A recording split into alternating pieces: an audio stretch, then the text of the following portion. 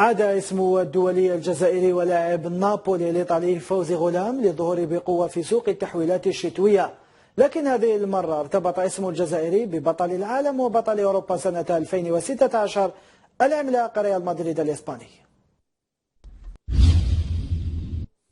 إلى جديد محترفين، بعد كل من روما ونيس أبدت إدارة جوفنتوس الإيطالي اهتمامها الكبير بخدمة الدولي الجزائري ياسين براهيمي لاعب FC بورتو البرتغالي، وهذا من أجل تدعيم خط وسط الميدان في فترة التحويلات الشتوية القادمة. بعد الأخبار التي تحدثت عن رغبة نادي روما الإيطالي في الظفر بخدمة الجزائري ونجم نادي بورتو ياسين براهيمي في الميركاتو الشتوي، خرج تقرير إعلامي إيطاليا يوم السبت بأخبار مفادها أن براهيمي يعد أحد أبرز أهداف نادي جوفنتوس متصدر ترتيب الدوري الإيطالي. وأضافت نفس التقارير أن نادي السيد العجوز مهتم بشدة بفكرة التعاقد مع صانع ألعاب الخضر الذي عاد بقوة إلى واجهة الأحداث الكروية الأوروبية بعد انتفاضته في اللقاءات الأخيرة مع دراغاو، ما يعزز من فرص رحيله وتغيير الأجواء هذا الشتاء. عاد اسم الدولي الجزائري ولاعب نابولي الإيطالي فوزي غلام للظهور بقوة في سوق التحويلات الشتوية، لكن هذه المرة ارتبط اسم الجزائري ببطل العالم وبطل أوروبا سنة 2016 العملاق ريال مدريد الإسباني. تفاصيل جديدة بشأن مستقبل المدافع الجزائري لنادي نابولي فوزي غلام الذي يصر مدرب العملاق الإسباني ريال مدريد زين الدين زيدان الظفر بخدماته. آخر التقارير الصحفية الصادرة في إسبانيا وإيطاليا وعلى رأسها موندو ديبورتيفو ولا غازيتا ديلو سبورت أكدت أن زيزو اقترح على إدارة نابولي تسريح فابيو كوينتراو مقابل الحصول على خدمات فوزي غلام، باعتبار أن مدرب الميرينغي يتابعه منذ الصيف الماضي ويريده إلى جانب مارسيلو في تشكيلته. من جهتها أكدت صحيفة كالشو ميركاتو أن مدرب أتلتيكو مدريد سيميوني لا يزال مهتما بضم غلام.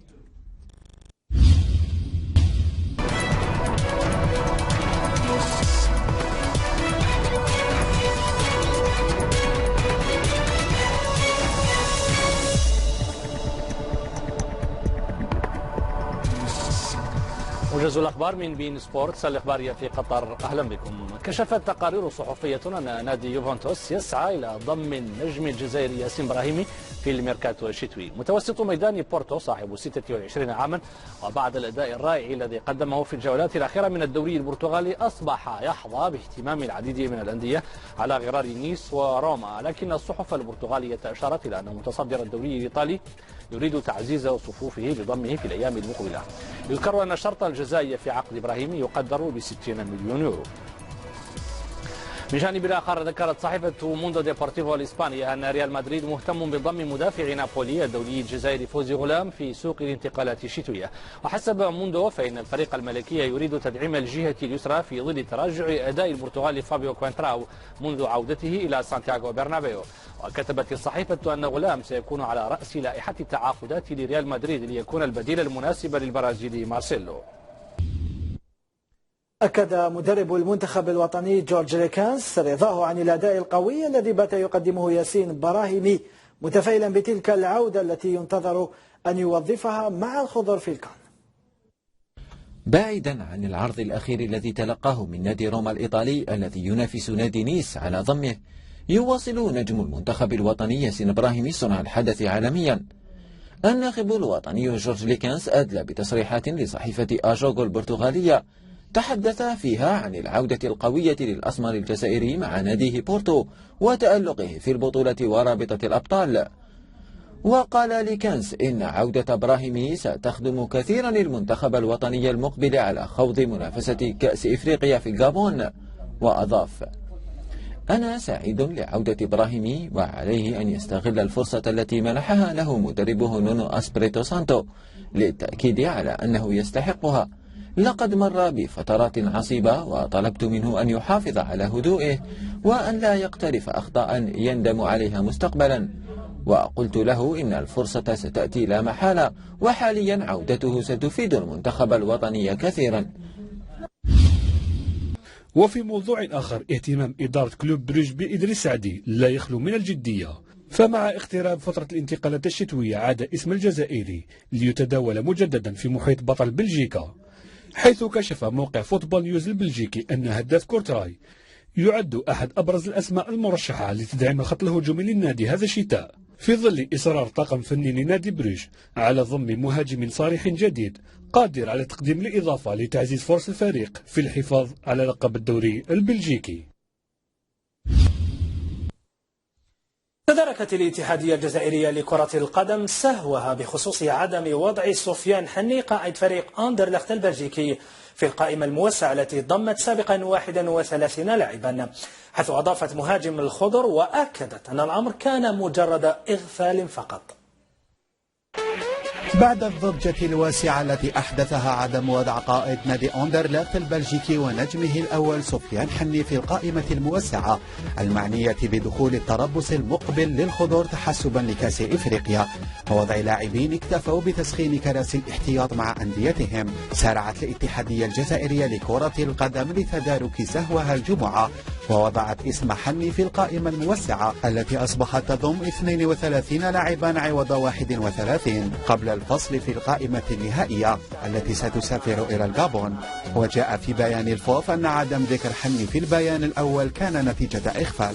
يذكر أن القائمة شهدت استدعاء بعض الوجوه الجديدة في صورة بلخيثر مدافع النادي الإفريقي، بن يحيى مدافع اتحاد العاصمة، عزي مدافع مولودية الجزائر، إضافة إلى مهاجم كورتري البلجيكي إدريس سعدي، في حين أعاد لكنز المدافع الشاب رامي بن سبعيني، إضافة إلى إسحاق بالفضيل، رابع مفتاح، وجمال الدين مصباح.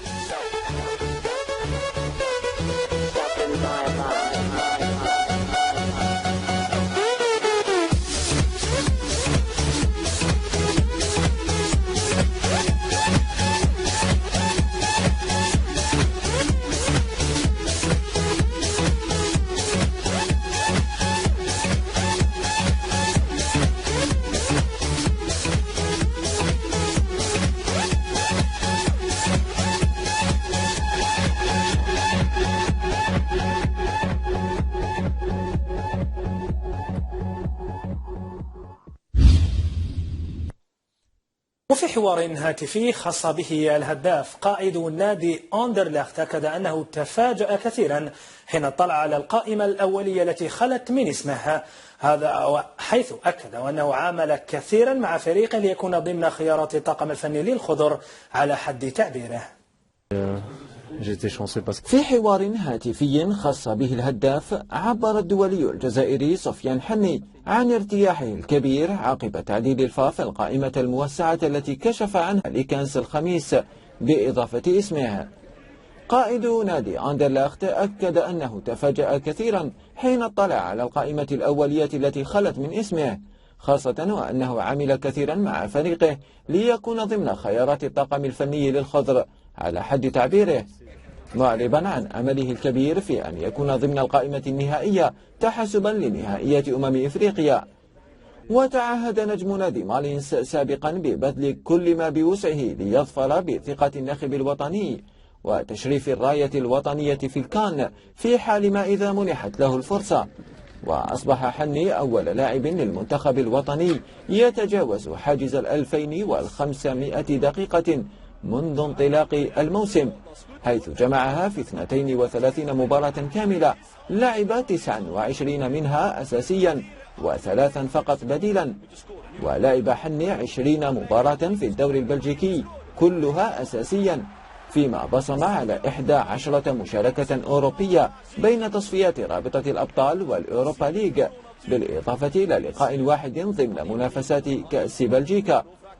ويملك لاعب المنتخب الوطني في رصيده 8 أهداف و9 تمريرات حاسمة في كل المباريات التي خاضها منذ انطلاق الموسم.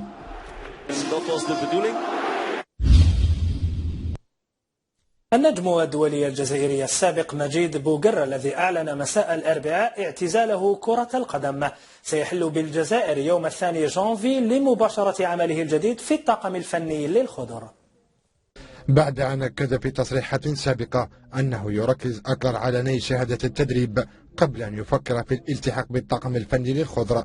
يبدو أن الأمور انقلبت رأسا على عقب بالنسبة لمجيد بوقرة، إذ سيكون المرجع ضمن الطاقم الفني للمنتخب الوطني الجزائري بداية من العام الجديد.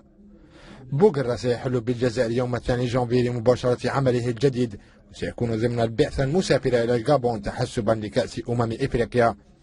هذا وسيكون بوغرا منسقا بين الطاقم الفني واللاعبين في انتظار تحديد مهام أخرى لقائد الخضر سابقا. كشف مقرب من بوغرا أنه تردد في البداية في قبول عرض روروة وطلب مباشرة عمله بعد كان، لكن رئيس الاتحاد ألح على لاعب رونجرز السابق ليسافر إلى الجابون مع تشكيلة المنتخب الوطني.